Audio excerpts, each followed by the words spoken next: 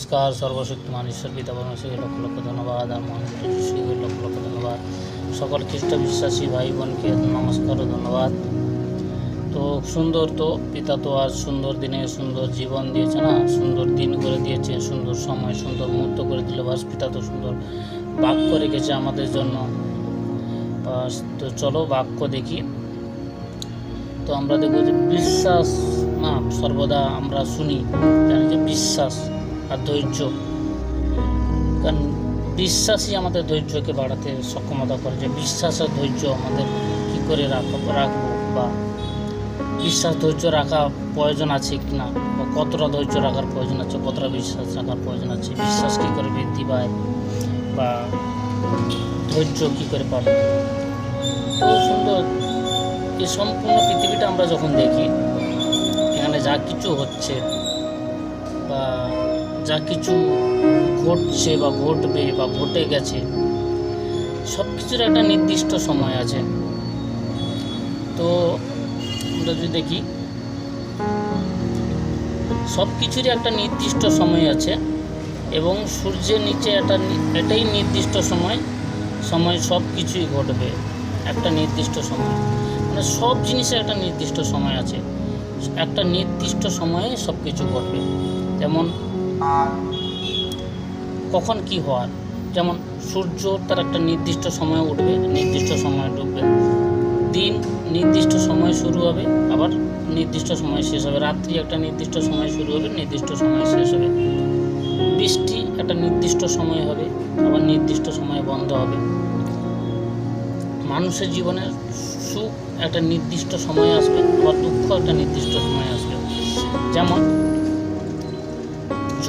একটা জন্মেরও যেমন একটা সময় আছে, তেমন মৃত্যুরও একটা সময় আছে। আর হত্যা এবং সারিয়ে তোলার একটা নির্দিষ্ট সময় আছে। ধ্বংসেরও যেমন নির্দিষ্ট সময় আছে, তেমনি তৈরি করারও একটা নির্দিষ্ট সময় আছে।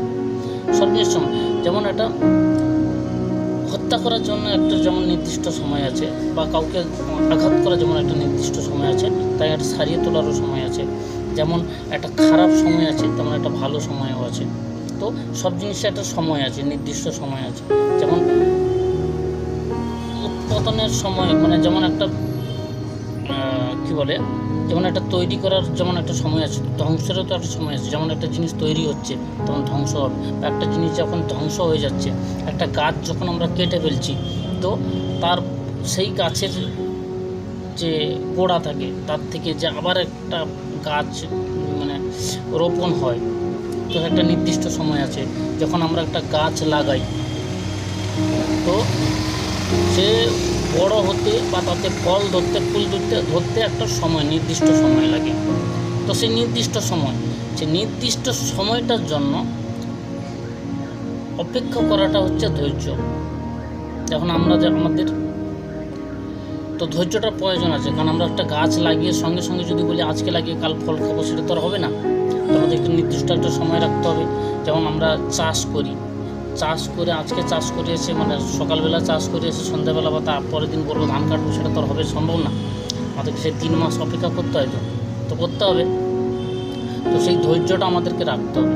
যেমন আমরা ঈশ্বরের কাছে কিছু চেয়েছি, আর সেটা তার জন্য বলেন, তোমরা যখন যা কিছু চাও আর বিশ্বাস করো, তোমরা যদি বিশ্বাস করো যে যা কিছু চেয়েছি পেয়ে গেছি তাতে, তো সেই জন্য আমরা যখন যা ঈশ্বরের কাছে যা চাই, যেমন অনেকে আমরা আছি যে ঈশ্বরের কাছে চাইলাম, কিন্তু কী চাইলাম সেটা তো পরে করা, কিন্তু ঈশ্বরের কাছে চাইলাম সেটা হলো না বা পেলাম না, তো তার জন্য না এরকম হবে না, ওইরকম হবে না, একটা জিনিস আমরা ভাবি না, তো ওই রকম কিছু না।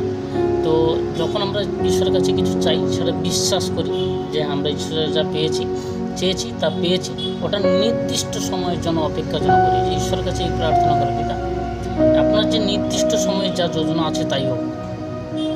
তো সেই জিনিসটা করি আমরা সকলে, ঈশ্বরের কাছে ধন্যবাদ করি, প্রার্থনা করি, ঈশ্বরের কাছে পৌঁছে খালি একটাই জিনিস চাই, দাও দাও দাও, আমার এটা প্রয়োজন, আমার ওটা করার প্রয়োজন, এইরকম হওয়ার প্রয়োজন। তাহলে আমরা নিজেদের জন্য চাইতে, কিন্তু ঈশ্বরের প্রশংসা করি না। আমাদের সবচেয়ে মূল কাজ, ঈশ্বর আমাদের কি প্রয়োজন, আমাদের কি কখন কি প্রয়োজন, ঈশ্বর তা জানেন। যেটা ঈশ্বর তা দিয়ে থাকেন। আর ঈশ্বর আমাদের সেই দিনই সব কিছু দিয়ে দিচ্ছেন যেই দিন আমরা রোমে 10 অঙ্গীকার হয়েছিলাম, যেদিন প্রথম ধন্যবাদ করেছিলাম, ঈশ্বরের কাছে হাঁটু পতিত হয়েছিলাম। ঈশ্বর যেদিন আমাদের মনোনীত করে তার পবিত্র স্থানে এনেছিল, সেই দিনই আমাদের সব কিছুই দিয়ে দিয়েছে। সেই সব কিছু বাঁধনটাই খুলে দিয়েছে, কোনো কিছু বাকি নেই আর দিতে কিছু বাকি নেই। ঈশ্বর সব কিছু দিয়েছে, খালি উপভোগ আমাদের করতে, আমাদেরকে নিজেদেরকে সর্বপ্রথম দেখতে আমরা নিজেরা কেমন চলছি, নিজেদের মধ্যে কী চলছে, নিজেরা কেমন, সর্বপ্রথম নিজেকে, কাউকে না দেখি কে কী করছে, কে কী বলছে ও না শুনে না দেখি, নিজেদেরকে আমি নিজে কেমন, নিজেকে নিজেকে গড়ে তোলাই হচ্ছে। আমরা যদি নিজে ঠিক থাকি তবে ঈশ্বরের আশীষ মহিমা আমাদের মধ্যে সর্বক্ষণ থাকে। তো তার জন্য আমরা কী করবো, যে ঈশ্বরে বিশ্বাস রাখবো, যে ঈশ্বর যে যা কিছু একটা সময় আছে, নির্দিষ্ট সময়। যেমন আমরা ঈশ্বরকে বিশ্বাস করার পরে কারোর জীবনে অনেক বড় কিছু ক্ষতি হয়ে যায়, বা কারোর চাকরি চলে গেছে, কারোর স্বামী স্ত্রী পৃথক হয়ে গেছে, কারোর সন্তান মা বাবাকে ছেড়ে দিয়েছে, বা কারোর জীবনে কিছু আরও অনেক কিছু হয়েছে, কেউ মারা গেছে, কেউ কিছু অনেক কিছু যেমন হতে থাকে। তো আমরা যদি ঈশ্বরকে সেটা দায়ভার করে দোষ করেছি, আমরা ঈশ্বরকে চাওয়ার পরে, ঈশ্বরের কাছে আসার পরে আমার জীবনে এই ক্ষতি হয়ে গেল, বলে না ওটা হয়নি, তো তোমার জীবনে আগে যেটা ছিল সেটা ক্ষতিকর ছিল, এখন যেটা হচ্ছে সুন্দর হচ্ছে। কারণ ঈশ্বর নির্দিষ্ট সময়ের জন্য একটা সময় স্থির করে রেখেছে। কার জন্য কখন হয়তো দেখা যাবে কেউ আপনার জীবনে ছিল, কিন্তু আপনি ঈশ্বরকে আসতে যখন ঈশ্বরের কাছে এলেন, যখন আপনি বিশ্বাসে দৃঢ় হতে গেলেন, তো কেউ বা কোনো কিছু আপনার থেকে পৃথক হয়ে গেল, তো সেটা তখন কী জ্ঞান করতে হয়েছে, এটা মন্দের ওয়ার্ড থেকে ছিল। ঈশ্বরের ওয়ার্ড থেকে যেটা আছে সেটা চিরস্থায়ী, সেটা আনন্দজনক। তো সেই জন্য আমরা যেন ঈশ্বরের প্রশংসা করি, বিধায় যা কিছু হচ্ছে আপনার যোজনা অনুসারে হচ্ছে, যা কিছু হবে যেন আপনার যোজনায় যা স্থির আছে তাই হোক, সেই বিশ্বাস হয়। কারণ আমাদের জীবনে যা হওয়ার আছে ঈশ্বর যখন মনে, পিতা যে বেঁচেছে আমাদের আছে কিছু কারণ, এ মনে না আসে গো আমরা সাধারণ, ঈশ্বর বেঁচেছে আমাদেরকে তো কিছু কারণ নেই।